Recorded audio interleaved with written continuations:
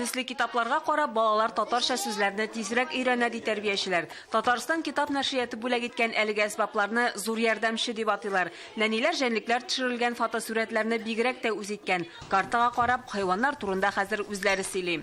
Аю ерткыч хайван булсалар да балуен җиләк белән дә тукланалар. Хайваннарны иң зурысы кыска тепеле, кыска кырыгы. Бу же бик акыллы хайван. Бу же бик тиз йөгерә. Бу татар шагыйрьләре һәм язучыларның әсәрләрен сөйләүче уенчык китап. Балалар хәзер ул әкиятләрне үзләре дә сәхнәләштерә.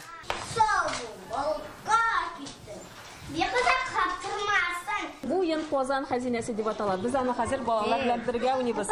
Балалар, әйтегез әле, моның өчен нишләргә кирәк? Бу Казан хәзинәсе. Ул кайда урнашкан? Монда безгә мондан тек монда килгән. Һәрбер номерлар астында Казанның истәлекле урыннары урнашкан. Алар турында мәгълүмат менә шушындый карточкалардан белеп була. Татар телен өйрәтүче мондый әсбаплар республиканың барлык балалар бакчаларына таратылган. Балалар бакчалары тәрбиячеләрдән килгән фикер тәкъдимнәрдән чыгып, иң сатылган китаплар сайланып алынды да.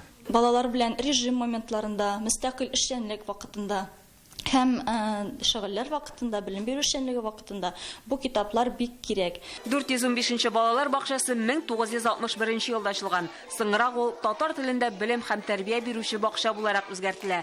Аннары билингваль исеме дә бирелә. Быел туган телдә белем бирүче иң яхшы балалар бакчасы конкурсында җиңү яулыйлар.